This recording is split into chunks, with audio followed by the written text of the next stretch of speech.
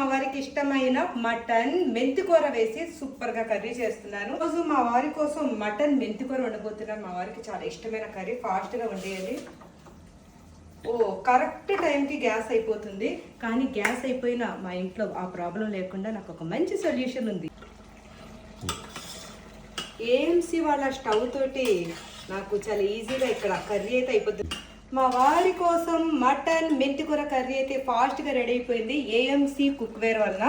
ఈ ఏఎంసీ వాళ్ళ స్టవ్ నాకు చాలా బాగా హెల్ప్ చేస్తుంది. తర్వాత ఏఎంసీ కుక్కర్ కూడా చాలా బాగా యూజ్ అవుతుంది. ఇంకా నేను ఏమేమి చేశాను ఈరోజు చూపించేస్తాను. ఈరోజు నేను పప్పు మామిడికాయ కూడా చేయబోతున్నాను. పప్పు మామిడికాయ ఈ సమ్మర్లో చాలా బాగుంటుంది కదా. సమ్మర్ అనే కాదు, ఎప్పుడైనా సరే దీని టేస్ట్ అయితే చాలా బాగుంటుంది. కానీ ఇక్కడ నేను మామిడికాయ ముక్కలు కోసిన తర్వాత రుచి చూస్తే అస్సలు పుల్లగా లేవు. కాబట్టి ఇప్పుడు ఇందులో నేను టమాటాలు కూడా వేయబోతున్నాను. పప్పు మామిడికాయ టమాటా అబ్బా రెడీ అయిపోయిందండి. నాకు ఇష్టమైన నా ఫేవరెట్ కర్రీ అయితే నేను ఏఎంసీ కుక్వేర్లో చేశాను. ఇక్కడ చూడండి, మా మీటీ కోసం నేను దోశ పిండిలో కొంచెం ఉప్మా రవ్వ కలిపేసి ఇక్కడ పునుకుల్లాగా వేస్తున్నాను.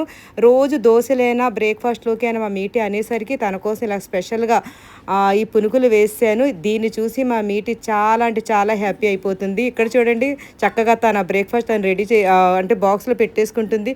తన మొహంలో ఎంత హ్యాపీనెస్ ఉందో, ఎందుకంటే తనకి ఇష్టమైన బ్రేక్ఫాస్ట్ కదా. హాయ్ మీటీ. ఇలా మటన్లో మెంతికూర వేసుకుని చేసుకుంటే కర్రీ చాలా అంటే చాలా బాగుంటుంది. మీకు ఈ కర్రీ రెసిపీ కావాలంటే నాకు కామెంట్లో చెప్పండి. అలాగే మా ఇంట్లో పప్పు టమాటా మామిడికాయ కూడా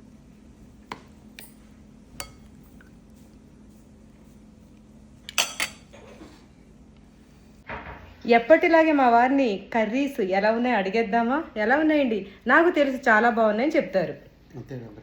అంతేగా అంతేగా బాగుంది, చాలా టేస్ట్. మెంతికూర అంటే నాకు చాలా ఇష్టం.